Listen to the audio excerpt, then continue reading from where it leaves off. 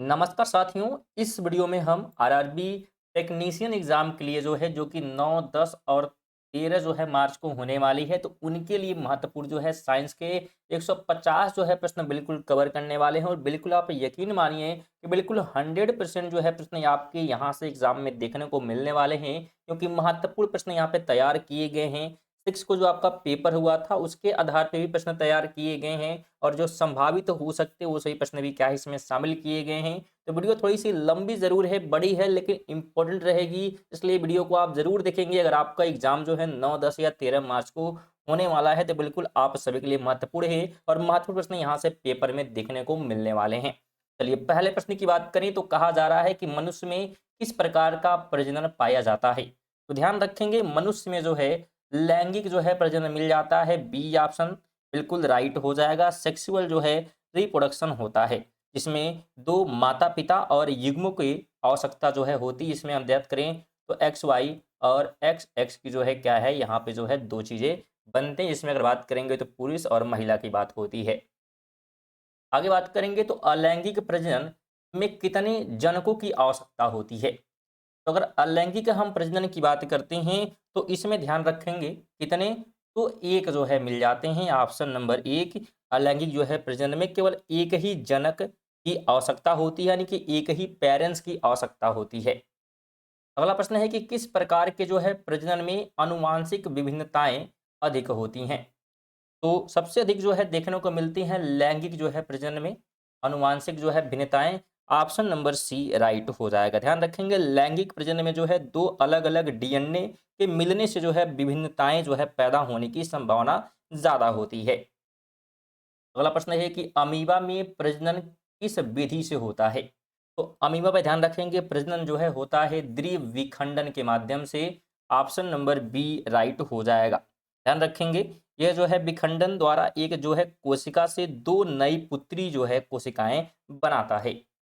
अगला प्रश्न है कि हाइड्रा और खमीर में प्रजनन की मुख्य विधि क्या है? तो इसमें मुख्य विधि हो जाती है मुकुलन। ऑप्शन नंबर बी हो जाएगा। अगला प्रश्न है कि पलनेरिया में प्रजनन की कौन सी विशेष क्षमता पाई जाती है? फ्रेंड ये जितने प्रश्न कवर किए जा रहे हैं, लगभग हर टॉपिक से कवर किए जाएंगे, जिसमें हमारा पहला भाग चल रहा है, जिसमें हम प्रजनन और कोशिका विज्ञान से प्रश्न यहाँ पे कवर कर रहे हैं। तो हमसे पूछा था 6 नंबर की प्लेनेरिया में प्रजनन की कौन सी विशेष क्षमता पाई जाती है? तो इसमें ध्यान रखेंगे कि पुनर्जनन मिल जाता है, रीजनरेशन मिल जाता है विशेषता। तो ऑप्शन नंबर सी इसका राइट हो जाएगा। अगर हम व्याख्या की बात करें तो जो प्लेनेरिया है का हिस्सा अगर टूटता है तो फिर से नया जीव बन जाता है, तो इसी की बात यहाँ पे हो रही है, यानी कि पुनर्जनन की बात हो रही है। अगला प्रश्न है कि स्पाइरोगाइरा में प्रजनन कैसा होता है? तो इसमें प्रजनन हो जाता है विखंडन के माध्यम से। बिल्कुल जितने प्रश्न किए जा रहे हैं बिल्कुल इंपॉर्टेंट हैं। आप सोचेंगे कि महत्वपूर्ण इजी प्रश्न आपके पेपर में पूछे जाएंगे, बिल्कुल ऐसा नहीं होता स्टूडेंट। पेपर अगर आप देखे हैं तो बिल्कुल महत्वपूर्ण प्रश्न जो पेपर बनते हैं वो सभी कवर किए जा रहे हैं। और आप सोचेंगे कि बिना पढ़े हम एग्जाम को क्या करें तो निकालें, तो बिल्कुल ऐसा तो संभव है नहीं। इसलिए पढ़ना बिल्कुल आवश्यक होगा। इसलिए वीडियो को आप लास्ट तक देखें। बिल्कुल 150 प्रश्न लिए गए हैं, तो सभी आपके लिए महत्वपूर्ण होंगे कि प्रश्न कहीं से भी बन सकते हैं, लेकिन 150 में से ही क्या है आपको प्रश्न देखने को मिलने वाले हैं। साथ में जो महत्वपूर्ण बातें बताई जा रही हैं क्वेश्चन से जुड़े हुए, उनको भी ध्यान से सुनते रहिएगा। आगे हम बात करते हैं तो कहा जा रहा है कि लेशमानिया किस प्रकार का प्रजनन करता है? तो अगर हम इसकी बात करें तो ध्यान रखेंगे ये द्विविखंडन प्रजनन करता है। ऑप्शन सी राइट हो जाएगा। 9 नंबर है कि कोशिका का पावर हाउस किसे कहा जाता है? तो कोशिका का पावर हाउस माइटोकॉन्ड्रिया को कहा गया है। ऑप्शन नंबर सी इसका राइट हो जाएगा। अगला प्रश्न है कि माइटोकॉन्ड्रिया को अजीब अंग क्यों माना जाता है? तो इसका रीजन क्या है कि इसके पास अपना डीएनए और राइबोसोम है, इसीलिए इसे विचित्र माना जाता है। अगला प्रश्न है कि कोशिका भित्ति मुख्य रूप से किसकी बनी होती है? अगर हम कोशिका भित्ति की बात करेंगे, ध्यान रखेंगे ये सेलुलोज से बनी होती है। किससे? तो सेलुलोज से बनी होती है। पादप कोशिकाओं की कोशिका भित्ति बिल्कुल सेलुलोज से बनी होती है। अगला प्रश्न है कि जीवाणुओं की कोशिका भित्ति किसकी बनी होती हैं? तो जीवाणुओं की कोशिका भित्ति पेंटिडोग्लाइकॉन से बनी होती है। ऑप्शन नंबर बी राइट हो जाएगा।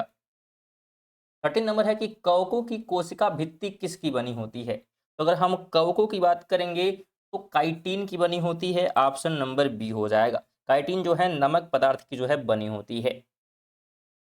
अगला प्रश्न है कि पादप जो है कोशिका में कोशिका भित्ति कहाँ स्थित होती है?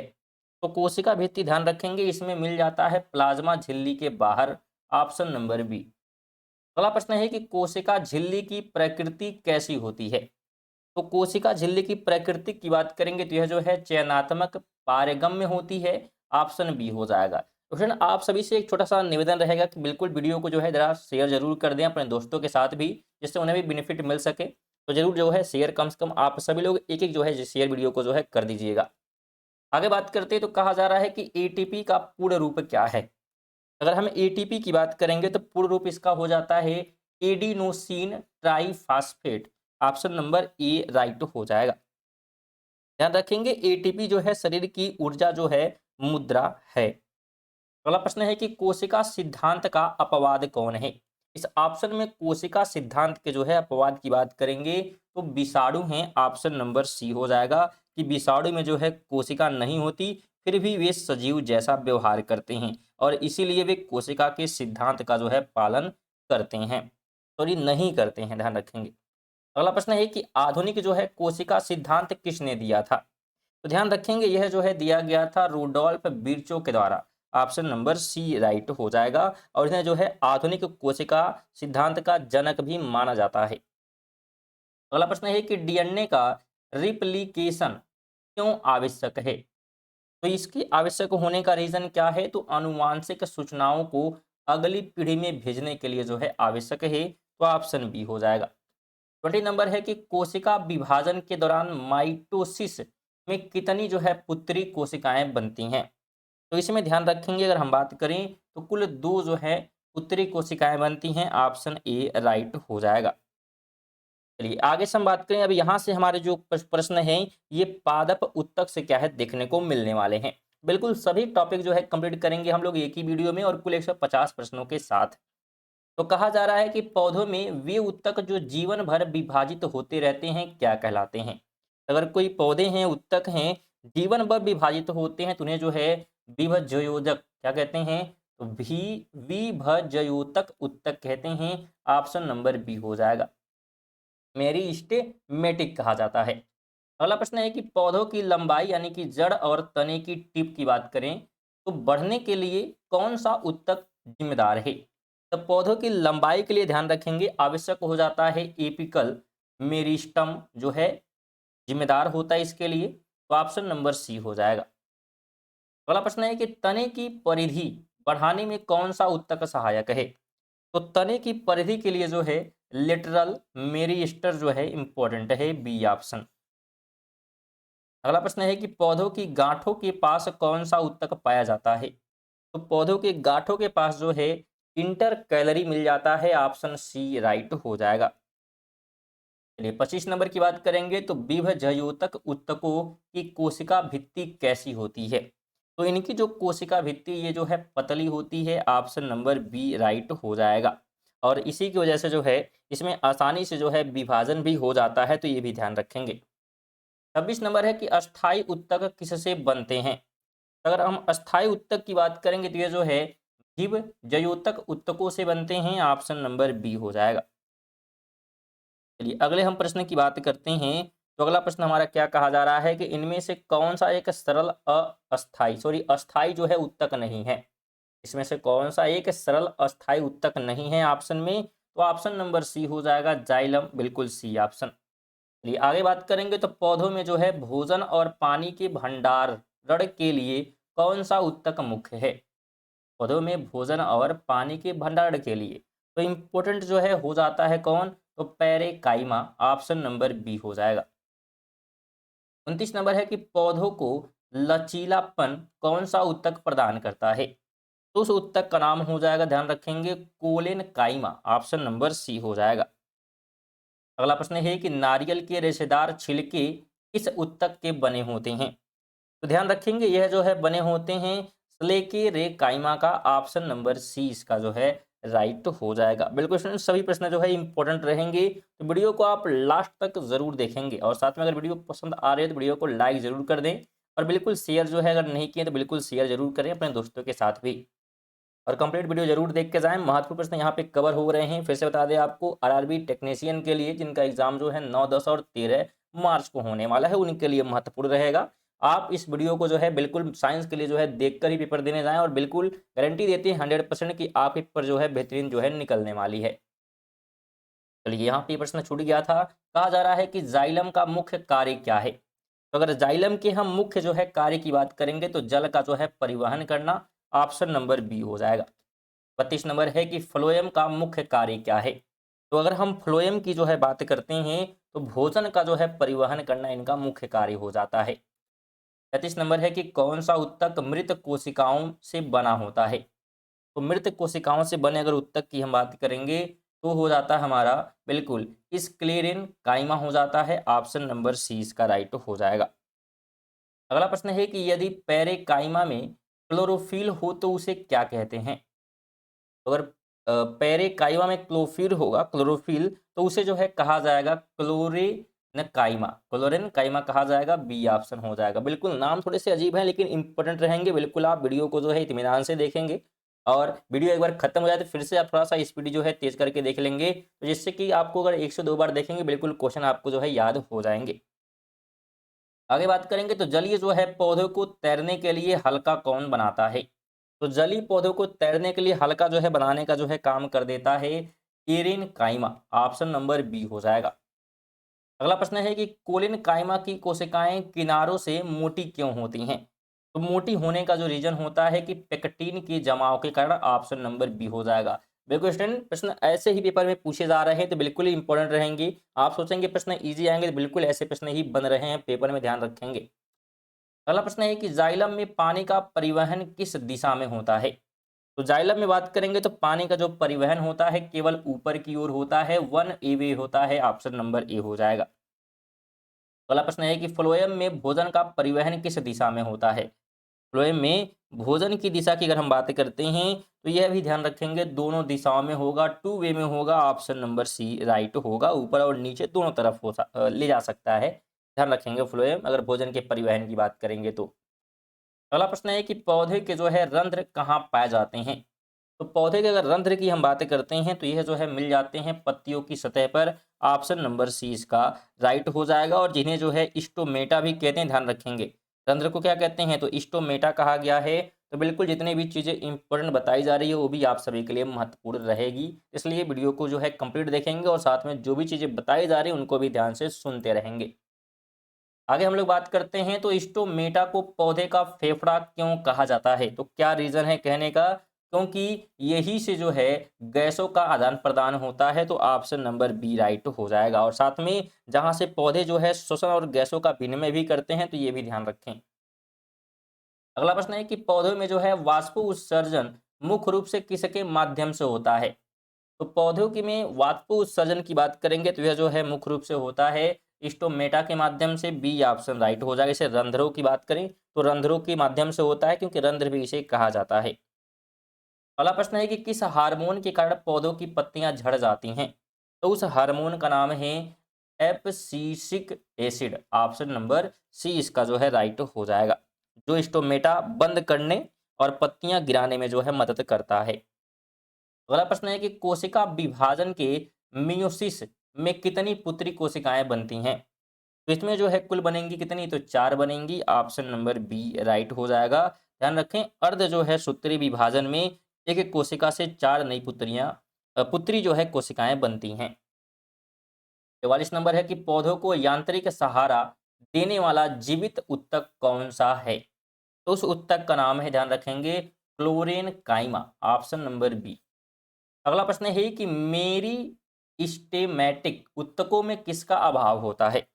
इसमें अभाव देखने को मिलता है रसधानी का। ऑप्शन नंबर सी राइट हो जाएगा। और इन जो है सक्रिय रूप से विभाजन होने वाली कोशिकाओं में रसधानी की जो आवश्यकता नहीं होती है, तो ये भी ध्यान रखें। चलिए, अब यहाँ से प्रश्न जो है हमारे रसायन विज्ञान के शुरू होते हैं। कहा जा रहा है कि हाइड्रोकार्बन किसे कहते हैं।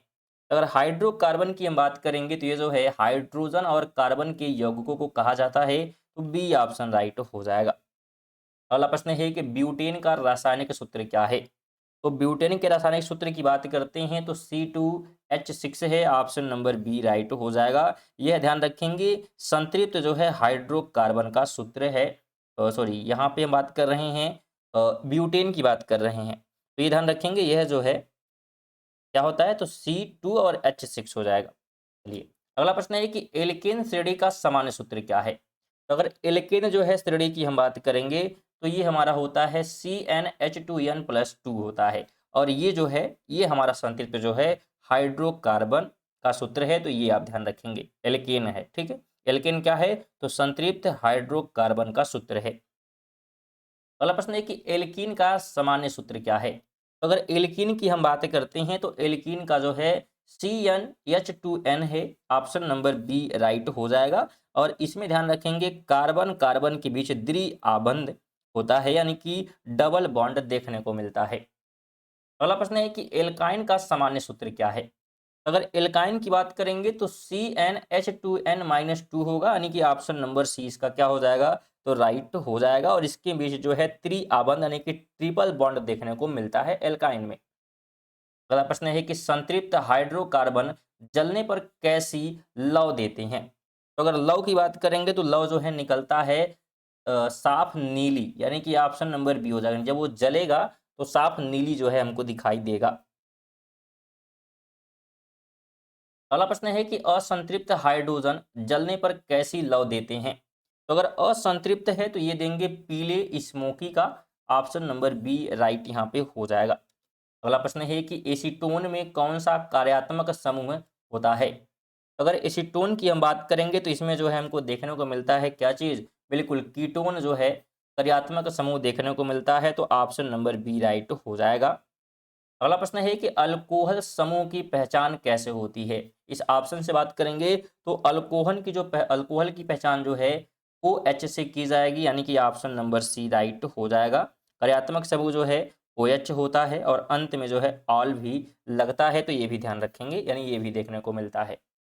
अगला प्रश्न है कि मेथेनॉल यानी कि जहरीली शराब का सूत्र क्या है? तो अगर मेथेनॉल की हम बात करेंगे तो इसका सूत्र जो है देखने को मिलता है CH3 और OH, option number B right हो जाएगा। इसे कच्ची शराब भी कहा जाता है। अगला प्रश्न है कि एथेनॉल का सूत्र क्या है, यानी शराब की बात हो रही है तो इसका सूत्र हो जाता है C2H5OH, ऑप्शन नंबर बी। ये पीने वाली शराब का मुख्य जो है घटक है, तो ये भी ध्यान रखें। 57 नंबर है कि क्लोरोफार्म का रासायनिक सूत्र क्या है? अगर हम क्लोरोफार्म की बात करते हैं तो CHCl3 जो है इसका सूत्र हो जाता है। और उपयोग की अगर बात करें तो बेहोशी के लिए जो है इसका उपयोग होता है, बेहोश करने के लिए। अगला प्रश्न है कि क्लोरोफार्म हवा और प्रकाश में अभिक्रिया करके कौन सी जहरीली गैस बनाता है? तो उस जहरीली गैस का नाम जो है बिल्कुल फॉस्जीन है, ऑप्शन नंबर बी राइट हो जाएगा। ध्यान रखेंगे यह जो है सूर्य के प्रकाश और ऑक्सीजन से जो है क्रिया कर अत्यंत जहरीली जो है फॉस्जीन गैस बनाता है। अगला प्रश्न है कि धातुओं के ऑक्साइड सामान्यतः किस प्रकृति के होते हैं? तो धातुओं के ऑक्साइड की बात करेंगे तो यह जो है मुख्य रूप से क्षारीय होते हैं, ऑप्शन नंबर बी हो जाएगा। अगला प्रश्न है धातुओं के ऑक्साइड किस प्रकृति के होते हैं? धातुओं के ऑक्साइड की बात यहाँ पे हो रही है तो ये होते हैं अम्लीय, एसिडिक होते हैं, बी ऑप्शन हो जाएगा। जैसे कि CO2 एग्जाम्पल आप देख सकते हैं। अगला प्रश्न है कि इनमें से कौन से धातु ऑक्साइड उभयधर्मी होते हैं? धातु जो है ऑक्साइड उभयधर्मी की बात यहाँ पे हो रही है, तो वो हो जाएंगे Al2O3 और ZnO, यानी कि ऑप्शन नंबर सी हो जाएगा कि एल्युमिनियम और जिंक के जो है ऑक्साइड अम्ल और क्षार दोनों के साथ अभिक्रिया कर सकते हैं। अगला प्रश्न है कि धामन सोडा में पानी के कितने अणु होते हैं? तो धामन सोडा में अगर बात करें पानी के जो है 10 अणु होते हैं, ऑप्शन सी राइट हो जाएगा। क्योंकि अगर बात करें यहाँ पे हम देखिए रासायनिक सूत्र की हम बात करते हैं तो Na2 और O3 होता है, सॉरी CO3 और 10H2O।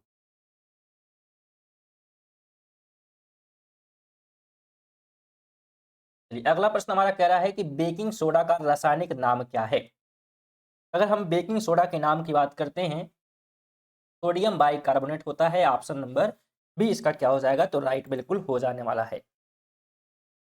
आगे हम बात करते हैं तो कहा जा रहा है कि ब्लीचिंग पाउडर विरंजक चूर्ण जिसका नाम है, तो रासायनिक नाम इसका क्या है? ब्लीचिंग पाउडर का रासायनिक जो है नाम पूछा गया है, तो ये हो जाएगा कैल्शियम ऑक्सीक्लोराइड, जिसका सूत्र आप देखेंगे यहाँ पे लिखा हुआ है कि CaOCl2, यानी कि बी ऑप्शन इसका भी राइट हो जाएगा। आगे हम बात करेंगे 65 नंबर कहता है कि आतिशबाजी में हरा रंग किस धातु के कारण होता है? तो हरा रंग जो है हो जाता है बिल्कुल बेरियम की वजह से, बी ऑप्शन इसका राइट हो जाएगा।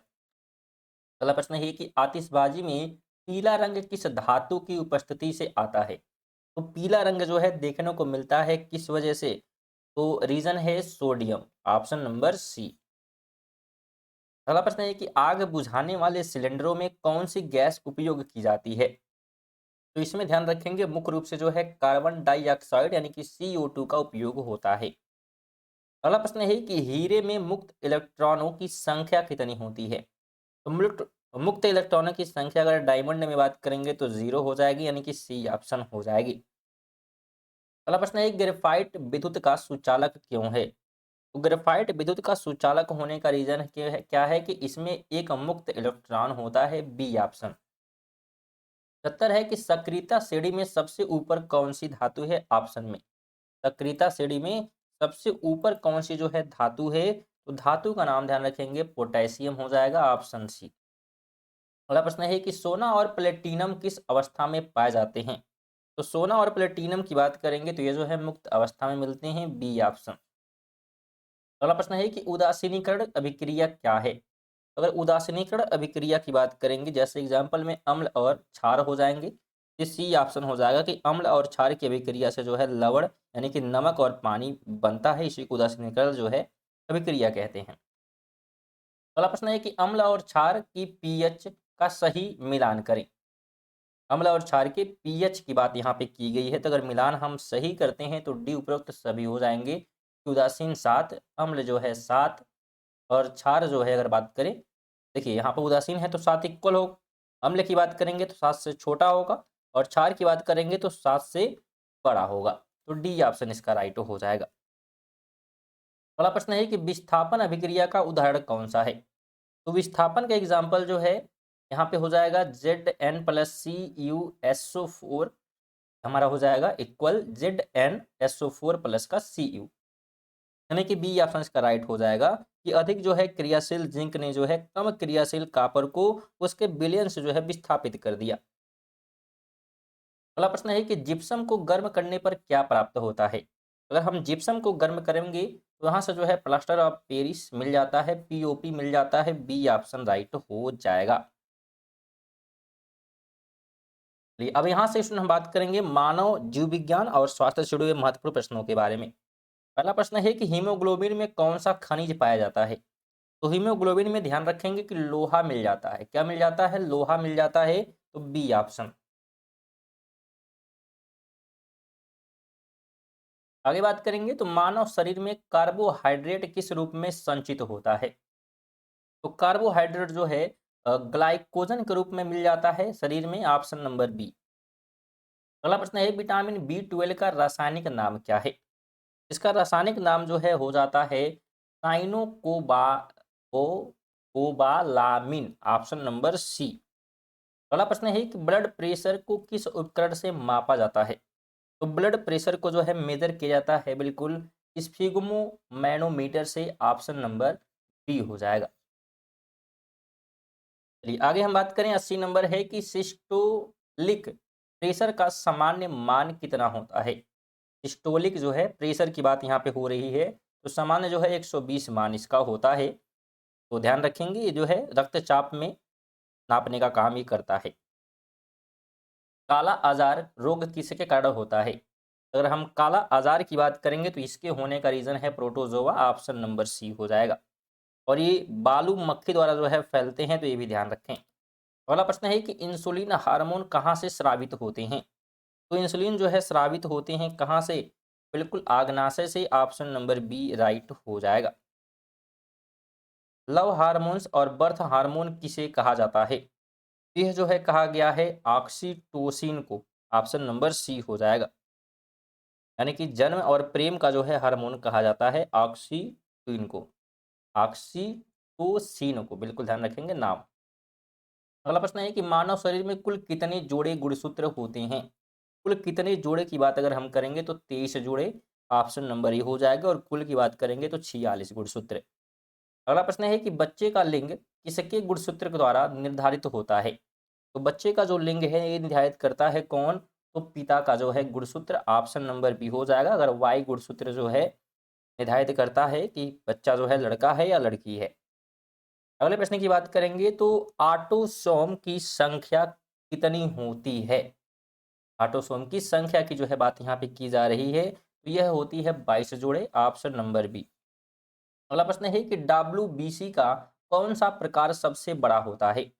तो कौन सा प्रकार सबसे बड़ा होता है? तो मोनोसाइट वाला, ऑप्शन नंबर बी राइट हो जाएगा। सबसे बड़ी जो है श्वेत रक्त कोशिका है। अगला प्रश्न है कि डब्ल्यूबीसी का कौन सा प्रकार सबसे छोटा होता है? तो सबसे छोटे की बात करेंगे तो लिम्फोसाइट है, ऑप्शन नंबर बी हो जाएगा। अगला प्रश्न है कि रक्त का थक्का जमाने में कौन सी कोशिका मदद करती है? कौन सी कोशिकाएं जो है मदद करती हैं? थक्का बनाने की बात यहाँ पे हो रही है, तो प्लेटलेट्स जो है मदद करती हैं, ऑप्शन सी। 90 है कि मास्टर ग्रंथि किसे कहा जाता है? अगर मास्टर हम ग्रंथि की बात करेंगे तो पीयूष ग्रंथि को कहा गया है, सी ऑप्शन। 91 है कि थायराइड ग्रंथि कहाँ स्थित होती है? तो थायराइड ध्यान रखेंगे कहाँ पे रहती है, तो ये देखने को मिलती है गले में, नेक में, बी ऑप्शन। 92 है करो या मरो हार्मोन कौन सा है? उस हार्मोन का जो अगर बात करेंगे तो एड्रीनलीन है, ऑप्शन नंबर 20 का राइट हो जाएगा।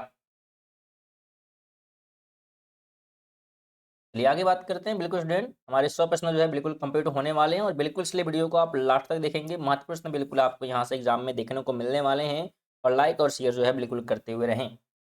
आगे बात करेंगे तो पानी में किसकी जो है अधिकता से दांतों का क्षय होता है? तो पानी में किसकी अधिकता होने से? तो अगर पानी में जो है फ्लोराइड की अधिकता ज़्यादा है तो। अगला प्रश्न है कि अस्थमा शरीर के किस अंग को मुख्य रूप से प्रभावित करता है? तो अस्थमा जो है प्रभावित करता है फेफड़े को, ऑप्शन नंबर बी हो जाएगा। अगला प्रश्न है निषेचन के बाद बनी पहली कोशिका क्या कहलाती है? तो निषेचन के बाद अगर बनी पहली कोशिका की बात करेंगे तो युग्मनज कहा जाता है, बी ऑप्शन हो जाएगा। अगला प्रश्न है कि महिलाओं में फर्टिलाइजेशन की प्रक्रिया कहाँ होती है? तो ये जो क्रिया होती है फैलोपियन ट्यूब में, ऑप्शन सी राइट हो जाएगा। अगला प्रश्न है कि मेढक के लार्वा को क्या कहते हैं? तो मेढक के जो है लार्वा को जो है कहा जाता है tadpole, option number B right हो जाएगा। 98 है कि अनुवांशिकी के जनक कौन है? तो अनुवांशिकी के जनक जो है किसे कहा गया है? तो ग्रेगर जॉन मेंडल को कहा गया है, ऑप्शन सी हो जाएगा। अगला प्रश्न है कि जीव विज्ञान का जनक किसे माना जाता है? तो जीव विज्ञान का जो जनक है ये जो है अरस्तु को माना जाता है, ऑप्शन नंबर 20 का राइट हो जाएगा। ध्यान रखेंगे जीव विज्ञान और जंतु विज्ञान का दोनों का जनक कहा गया है इन्हें। अगला प्रश्न है कि वनस्पति विज्ञान के जनक कौन हैं? तो वनस्पति विज्ञान की बात करेंगे तो ये जो है थियोफ्रेस्टम है, फ्रेस्टस है, ऑप्शन नंबर 20 का राइट हो जाएगा। अगला प्रश्न है कि हरित क्रांति का संबंध किससे है? अगर हरित हम क्रांति की बात करेंगे, इसका संबंध जो है हो जाता है फसल उत्पादन से, ऑप्शन बी हो जाएगा। और यहाँ से हमारे प्रश्न जो है अब शुरू हो गए हैं, खाद्य संसाधन और कृषि से जुड़े हुए। अगला प्रश्न है कि श्वेत क्रांति का संबंध किससे है? तो श्वेत क्रांति की बात करेंगे तो दूध से जुड़ा हुआ है श्वेत क्रांति। अगला प्रश्न है कि पौधों के लिए मुख्य प्राथमिक पोषक तत्व कौन है? उस पोषक तत्व का नाम जो है बिल्कुल एनपीके है, ऑप्शन नंबर बी हो जाएगा, यानी कि नाइट्रोजन, फास्फोरस और साथ में जो है पोटेशियम। अगला प्रश्न है कि मछली पालन को क्या कहा जाता है? तो मछली पालन को जो है कहा गया है pisciculture, option number B हो जाएगा। अगला प्रश्न है कि मधुमक्खी पालन की वैज्ञानिक विधि क्या कहलाती है? तो मधुमक्खी पालन को जो है एपी कल्चर कहा गया है, ऑप्शन सी हो जाएगा। अगला प्रश्न है कि भारतीय मधुमक्खी की प्रजाति का वैज्ञानिक नाम क्या है? उसका वैज्ञानिक नाम जो है एपिस इंडिया है, ऑप्शन नंबर 20 का राइट हो जाएगा। तो साथ है कि इतालवी मधुमक्खी की प्रजाति कौन सी है? तो इतालवी की बात करेंगे तो एपिस मेलिफेरा है, ऑप्शन नंबर बी हो जाएगा। आगे बात करेंगे तो चट्टानी मधुमक्खी किसे कहते हैं? तो चट्टानी मधुमक्खी जो है कहा गया है एपी से डोरसाटा को, ऑप्शन नंबर बी हो जाएगा। अगला प्रश्न है कि वर्मी कंपोस्ट कौन तैयार करता है? इसको जो है तैयार करता है कौन? तो केचुआ, ऑप्शन नंबर बी हो जाएगा। जैविक कचरे को जो है खाद में बदल देता है और इसीलिए इसे किसान का मित्र भी कहते हैं, तो ये भी ध्यान रखेंगे। अगला प्रश्न है कि खरीफ की फसलें किस समय बोई जाती हैं? अगर हम खरीफ की फसल की बात करेंगे तो ये जो है जून जुलाई में बोई जाती है, बी ऑप्शन हो जाएगा। और इस समय जो है मानसून की जो है शुरुआत होती है। अगला प्रश्न है कि इनमें से कौन सी एक रबी की फसल है? तो रबी की फसल की बात करते हैं तो सी हो जाएगा गेहूं, यानी कि सी ऑप्शन बिल्कुल ध्यान रखेंगे, इसे ठंड के मौसम में बोया जाता है। अगला प्रश्न है कि खरपतवार क्या है? अगर हम खरपतवार की बात करते हैं तो ध्यान रखेंगे यह जो है अवांछित पौधे हैं, बी ऑप्शन राइट हो जाएगा। अगला प्रश्न है कि इंटरक्रॉपिंग क्या है? इंटरक्रॉपिंग का मतलब ध्यान रखेंगे कि एक ही खेत में दो या अधिक फसलों एक निश्चित पैटर्न में अगर हम लगाते हैं तो उसी को कहते हैं। अगला प्रश्न है कि जैविक खेती में किसका उपयोग वर्जित है? तो जैविक खेती में हम वर्जित हैं, यानी क्या रासायनिक जो है उर्वरक का, यानी हम केमिकल का उपयोग नहीं कर सकते हैं। अगला प्रश्न है कि कार्बोहाइड्रेट का इनमें से मुख्य स्रोत क्या है? तो कार्बोहाइड्रेट का मुख्य जो स्रोत है वो हो जाता है चावल, ऑप्शन नंबर बी हो जाएगा। अगला प्रश्न है कि लवड़ी जल की मछली इनमें से कौन सी है? लवड़ी जो है जल की मछली की जो है यहाँ पे बात की जा रही है, तो मछली कौन सी हो जाएगी? तो ट्यूना हो जाएगी, ऑप्शन सी। अगला प्रश्न है कि बॉयलर मुर्गियों के आहार में किसकी मात्रा अधिक होती है? तो इनमें जो है मात्रा अधिक होती है प्रोटीन और वसा की, ऑप्शन सी हो जाएगा। अगला प्रश्न है कि मुर्गी के अंडों में कौन से विटामिन प्रचुर होते हैं, यानी अधिक मात्रा में पाए जाते हैं? तो इसमें जो है विटामिन ए और के सबसे अधिक मिल जाएंगे मुर्गी के अंडे में। अगला प्रश्न है कि नारियल की छाल किस उत्तक की बनी होती है? तो नारियल की छाल आप ध्यान रखेंगे ये बनी होती है इस क्लेरेकाइमा से, ऑप्शन नंबर सी हो जाएगा। तो 20 है कि जीएमओ फसलों का क्या अर्थ है? तो इसका जो है अर्थ हो जाता है आनुवांशिक रूप से संशोधित, ऑप्शन नंबर बी। 21 नंबर है कि ओजोन परत का क्षरण मुख्य रूप से किसके कारण होता है? यहाँ से हमारे प्रश्न जो है पर्यावरण और भौतिकी और सामान्य विज्ञान से जुड़े हुए जो है होने वाले हैं। अगर हम बात करें ओजोन परत के क्षरण का मुख्य जो है कारण क्या है, तो CFC है, यानी क्लोरोफ्लोरोकार्बन है, ऑप्शन नंबर बी हो जाएगा। अगला प्रश्न है कि ओजोन परत हमें किन किरणों से बचाते हैं? तो ओजोन परत ध्यान रखेंगे बिल्कुल पराबैंगनी जो है किरणों से हमें बचाने का काम करते हैं। अगला प्रश्न है विश्व ओजोन दिवस कब मनाया जाता है? तो यह जो है मनाया जाता है 16 सितंबर को, ऑप्शन बी राइट हो जाएगा। अगला प्रश्न है कि अम्लीय वर्षा के लिए जिम्मेदार गैसें कौन सी हैं? तो अम्लीय वर्षा के लिए ध्यान रखेंगे SO2 और NO2 जो है महत्वपूर्ण हैं, यानी जिम्मेदार हैं, जिसे हम कहते हैं सल्फर डाई ऑक्साइड और नाइट्रोजन डाइऑक्साइड। अगला प्रश्न है कि लाइकेन किसके प्रति जो है बहुत संवेदनशील होते हैं? ये जो है संवेदनशील होते हैं वायु प्रदूषण के प्रति, ऑप्शन नंबर बी हो जाएगा। अगला प्रश्न है कि लिटमस पत्र किससे प्राप्त किया जाता है? तो लिटमस जो पत्र है ये जो है प्राप्त होता है किससे? तो लाइकेन से, ऑप्शन नंबर सी हो जाएगा। अगला प्रश्न है कि जैव निम्नीकरण कचरा इनमें से कौन सा है? जैव यानी कि बायोडिग्रेडेबल की बात यहाँ पे की जा रही है, तो ऑप्शन नंबर सी हो जाएगा। सब्जी के छिलके ये खत्म हो जाते हैं, बिल्कुल ऑप्शन नंबर क्या हो जाएगा? तो सी हो जाएगा। अगला प्रश्न है कि ऊर्ध्वापातन का उदाहरण कौन सा है? ऊर्ध्वापातन के जो एग्जाम्पल की हम बात करते हैं तो हो जाता है ammonium chloride, option number B हो जाएगा।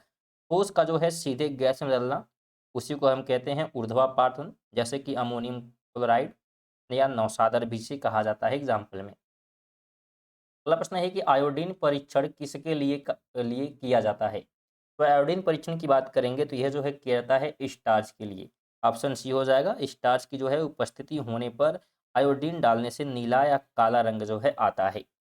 अगला प्रश्न है कि विद्युत धारा का एसआई मात्रक क्या है? तो इसका जो एसआई मात्रक है यह जो है होता है एम्पियर, ऑप्शन नंबर सी हो जाएगा। चलिए आगे बात करते हैं तो ओम का नियम क्या है? अगर ओम के नियम की बात करते हैं तो V=IR है, बी ऑप्शन। यानी ध्यान रखेंगे अगर ओम के नियम की बात करें तो यह जो है वोल्टेज धारा और प्रतिरोध के बीच संबंध दर्शाता है ओम का नियम। अगला प्रश्न है कि हीटर की कुंडली किसकी बनी होती है? तो हीटर की जो कुंडली होती है जो है नाइक्रोम की बनी होती है, बी ऑप्शन। अगला प्रश्न है कि बल्ब का फिलामेंट किसका बना होता है? तो जो बल्ब का फिलामेंट होता है ये टंगस्टन का बना होता है, बी ऑप्शन। ये आगे बात करते हैं तो कहा जा रहा है कि विद्युत चुंबकीय प्रेरण की खोज किसने की थी? इसकी जो खोज की बात करते हैं तो इसकी खोज जो है की गई थी बिल्कुल माइकल जो है फैराडे के द्वारा। ऑप्शन नंबर 20 का राइट हो जाएगा।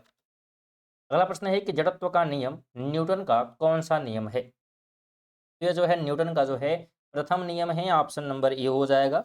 और इस नियम के अनुसार जो है वस्तु अपनी स्थिति में बदलाव का प्रतिरोध या विरोध जो है करता है। अगला प्रश्न है कि क्रिया प्रतिक्रिया का नियम न्यूटन का कौन सा नियम है? तो ये जो है न्यूटन का है कौन सा? तो तृतीय नियम, तीसरा नियम। कौन सा नियम है? तीसरा है। प्रत्येक क्रिया के बराबर जो है विपरीत प्रतिक्रिया होती, ये कहता है ये। अगला प्रश्न है कि गाड़ियों के साइड मिरर में किस दर्पण का उपयोग होता है? तो इसमें जो है लगे होते हैं उत्तल दर्पण, ऑप्शन नंबर बी हो जाएगा। और उत्तल दर्पण जो है बड़े क्षेत्र का छोटा और सीधे प्रतिबिंब दिखाते हैं। अगला प्रश्न है कि एल्युमिनियम का मुख्य अयस्क क्या है? तो एल्युमिनियम का मुख्य अयस्क की बात करेंगे तो बॉक्साइड है, ऑप्शन बी हो जाएगा। अगला प्रश्न है कि हेमेटाइट किसका अयस्क है?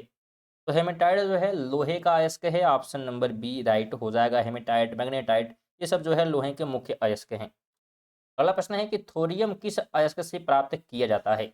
तो थोरियम जो है प्राप्त हो जाता हमें मोनाजाइट से, ऑप्शन नंबर 20 का राइट हो जाएगा। तो ध्यान रखें केरल के जो है तटों पर मोनाजाइट मिट्टी में जो है थोरियम पाया जाता है। अगला प्रश्न है कि पिच ब्लेड किसका स्रोत है?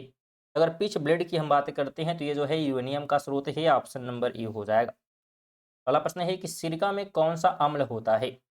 तो सिरका में आप ध्यान रखेंगे इसमें जो है मिल जाता है acetic acid, option number B हो जाएगा। अगला प्रश्न है कि चींटी के डंक में कौन सा अम्ल पाया जाता है? तो चींटी के डंक में हमें देखने को मिलता है फार्मिक या मेथेनोइक एसिड, बी ऑप्शन हो जाएगा। अगला प्रश्न की बात करें तो सिल्वर क्लोराइड को धूप में रखने पर वह किस रंग में बदल जाता है? तो यह जो है बदल जाता है किसमें? बिल्कुल ग्रे में बदल जाएगा, ऑप्शन सी हो जाएगा। इसमें बिल्कुल हम लोग कवर कर रहे हैं 9 और 10 और 13 मार्च के लिए जो है आरआरबी टेक्नीशियन के लिए जो है महत्वपूर्ण जो है साइंस के प्रश्न। और बिल्कुल करंट अफेयर की वीडियो भी क्या है जल्द ही आने वाली है, जिसमें हम लोग क्या है तो टॉप जो है 100 जो है करंट अफेयर कवर करेंगे आरआरबी टेक्नीशियन एग्जाम के लिए, जो कि 9, 10 और 13 मार्च के लिए महत्वपूर्ण होने वाली है। तो बिल्कुल इसके लिए आप चैनल सब्सक्राइब कर लेंगे, जिससे कि जब भी वीडियो अपलोड किया जाएगा नोटिफिकेशन जो है आपको सबसे पहले मिल जाएगी। बिल्कुल आप सब्सक्राइब करके बेल आइकन को जरूर सेट कर लेंगे। साथ में अगर आप इनका पीडीएफ प्राप्त करना चाहते हैं रिवीजन के लिए तो पीडीएफ भी आप ले सकते हैं टेलीग्राम के माध्यम से। और टेलीग्राम का जो लिंक है नीचे आपको डिस्क्रिप्शन में देखने को मिल जाएगा। और साथ में आप वीडियो को 1 से 2 बार जरूर देखें, जिससे कि आपको यहीं पे जो है वीडियो क्वेश्चन जो है याद हो जाएंगे, प्रश्न जो भी हैं। और साथ में उसके आंसर क्या हो भी क्या है याद हो जाएंगे। तो एक बार बिल्कुल स्लो मोशन में देखें, जो एक नियम नॉर्मल है स्पीड में। और दूसरी बार जो है थोड़ा सा स्पीड तेज करके देखेंगे, जिससे आप जल्द भी कवर कर लेंगे और फिर से आपको रिवीजन भी जल्दी से क्या है हो जाएगी। आगे बात करेंगे तो इंसुलिन की कमी से कौन सा रोग होता है? तो ध्यान रखेंगे अगर इंसुलिन की बात करेंगे तो इसकी कमी से जो है मधुमेह हो जाता है, बी ऑप्शन हो जाएगा।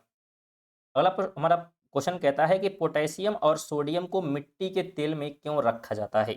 तो मिट्टी के तेल में रखने का रीज़न होता है कि वे अत्यधिक जो है क्रियाशील हैं, इसीलिए ऑप्शन बी हो जाएगा। ध्यान रखेंगे ये हवा और पानी से तुरंत जो है विक्रिया कर आग पकड़ सकती हैं। अगला प्रश्न है कि अमीबा के गुणसूत्रों की संख्या कितनी होती है? तो अमीबा के गुणसूत्रों की संख्या जो है हो जाती है 1, ऑप्शन नंबर बी हो जाएगा, क्योंकि ये एक कोषी जीवों में केवल एक गुणसूत्र होते हैं। अगला प्रश्न है कि जायगोट किस प्रकार की कोशिका है? तो जायगोट की अगर हम बात करते हैं तो यह जो है ध्यान रखेंगे एक कोशी जो है कोशिका है। और निषेचन के बाद बनी यह पहली जो है जीवित कोशिका है। अगला प्रश्न है कि दांतों के इनेमल में कौन सा नुकसान पहुंचाता है? और यहाँ पे क्वेश्चन ये है कि दांतों के इनेमल में कौन जो है नुकसान पहुंचाता है? तो नुकसान जो है पहुंचाने का काम करते हैं एसिड, ऑप्शन बी हो जाएगा। कि बैक्टीरिया द्वारा जो है बनाए गए अम्ल दांतों की सुरक्षा परत को नष्ट करते हैं। 10 नंबर है कि सिल्वर ब्रोमाइड का उपयोग कहाँ होता है? तो इसका उपयोग जो है देखने को मिलता है फोटोग्राफी में, बी ऑप्शन हो जाएगा। यह जो है प्रकाश के प्रति बहुत संवेदनशील होता है और इसीलिए फोटोग्राफी में इसका उपयोग होता है। फिर थे हमारे 150 जो है महत्वपूर्ण साइंस के प्रश्न। और बिल्कुल आप यहाँ तक वीडियो देखें तो बिल्कुल आप यहाँ से महत्वपूर्ण प्रश्न कवर किए हैं, जो कि आपके एग्जाम के लिए महत्वपूर्ण होने वाले हैं। तो वीडियो कैसी लगी है बिल्कुल कमेंट करेंगे। साथ में वीडियो यहाँ तक देखें, वीडियो को लाइक करके जाएँ। और शेयर नहीं किए तो बिल्कुल शेयर ज़रूर कर दीजिएगा, कम से कम एक लोग को, बिल्कुल ज़्यादा शेयर करने की बात नहीं की जा रही है, एक लोग को कम से कम ज़रूर शेयर करें। तो सब्सक्राइब बिल्कुल कर लें आप, क्योंकि नोटिफिकेशन जो है आपको रेगुलर बेसिस पे मिलती रहेगी। चलिए मिलते हैं अगली वीडियो में, तब तक के लिए जय हिंद, वंदे मातरम।